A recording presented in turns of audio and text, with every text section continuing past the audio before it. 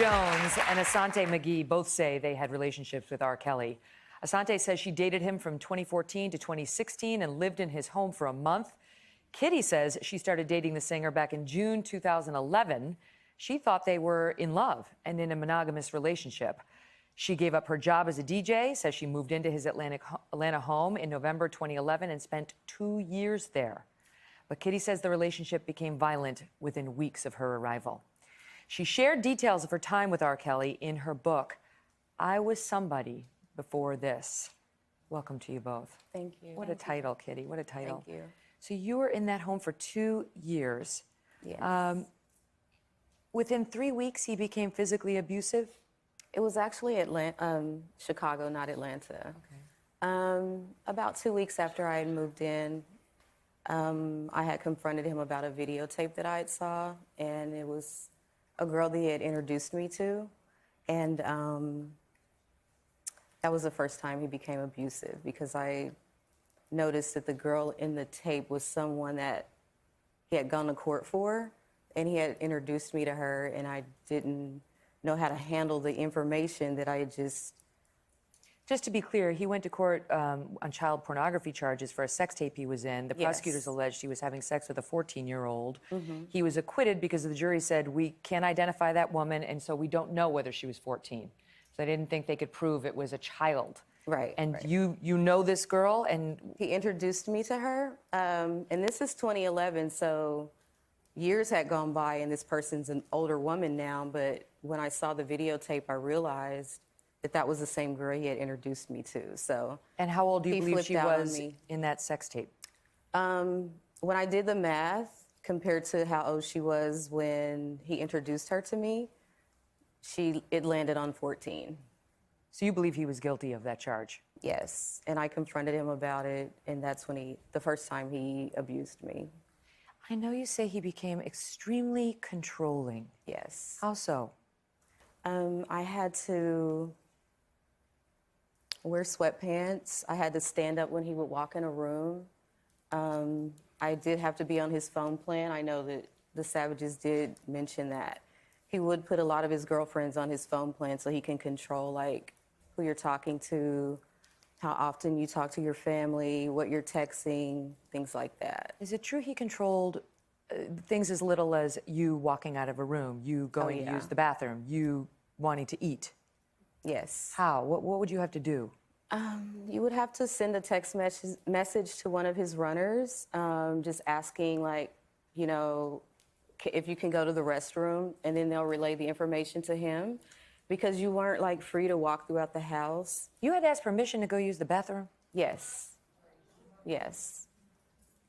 And he would use food, you claim, as a punishment. Right. When I met him, I was about 130 pounds. When I left 2 years later, I was 107 pounds. So how does somebody like you, a successful DJ, living a normal life, you meet him at this party, how do you get sucked into a situation where you agree to these crazy terms, right? That's what a lot of people are going to be asking. Right.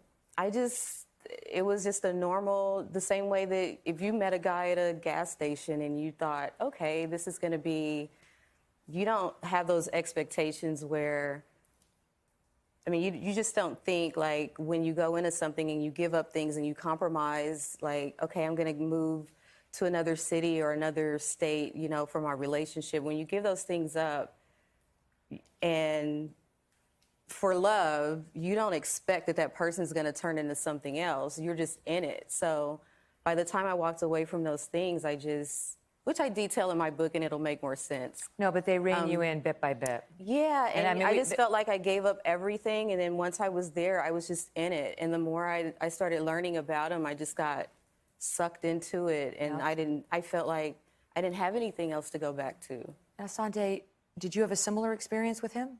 I did.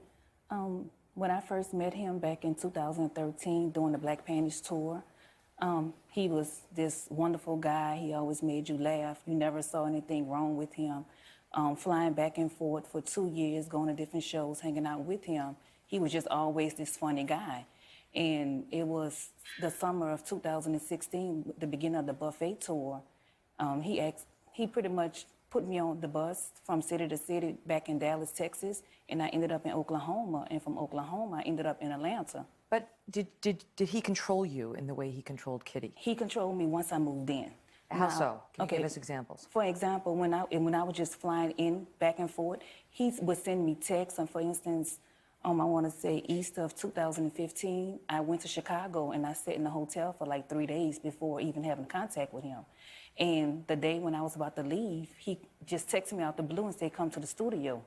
And I called an Uber to the studio. I arrived there like 10 o'clock in the morning, and I told him I'm here. And he had his assistant put me in a Sprinter, which is a traveling van. I sat there from like 11 o'clock in the morning to 8 o'clock that night. But what about, did you have to ask permission to go to the bathroom and get food and leave a room? Yes, when I was on the Sprinter, I had to use the restroom, and I texted him, Daddy, I need to use the restroom. No Daddy? response. Yes, we were required to call him Daddy. Required to? Yes, he told us to call him Daddy. You would address him as Daddy. And if you didn't, you were... Yeah, you would get in trouble if you didn't. Yeah, or slapped. How many women you were there most recently, so how many women are in this house? At the time when I was there, it was a total of 4 of us, and it was 2. Did you see Joycelyn? Yes, I did see Joycelyn. My first time seeing Joycelyn was when I was at the house, and at this time he told me whenever you enter a room, you have to knock on a door and wait for permission for someone to say come in. Do you think Joycelyn is there of her own free will? No, I don't. Do you think she's been brainwashed? Definitely, because the things that he say, he make you turn. He pretty much try to say that your family is jealous that you're with him, your family wants to be with him, and you're happy, and this is what you need to do. And if you disobey him, he would like fake cry and make you sympathize. For instance, when we were in Oklahoma. Let me just stand you by, because he gave us a statement, and he's called these accusations unjust and unfair. He says the media has not spoken to enough women who support him. And in a statement to Variety, his management team said, Kelly's music is a part of American and African-American culture that should never and will never be silenced. We will vigorously resist this attempted public lynching of a black man who has made extraordinary contributions to our culture. I have to get you to react to that. Your thoughts that this is a public lynching of a black man? That's bullcrap. I mean, I'm just going to be honest. It's bull. Listen, it takes a lot of strength and guts to come out and speak publicly about having found yourself in this kind of a situation. I know it's not easy. Thank you for doing so. Good luck with the book. Thank you. And the book is actually being turned into a film. Oh, really? Yes, my book rights were sold, so... Well, good. I mean, honestly, it's an important story. Thank you. I go into a lot of detail in the book, so thank you for having us. Good luck with it. And we're going to stay on it and find out more as we can about Joy as well. Hello, Today fans. Thanks for checking out our YouTube channel. Subscribe by clicking that button down there and click on any of the videos over here to watch the latest interviews, show highlights, and digital exclusives.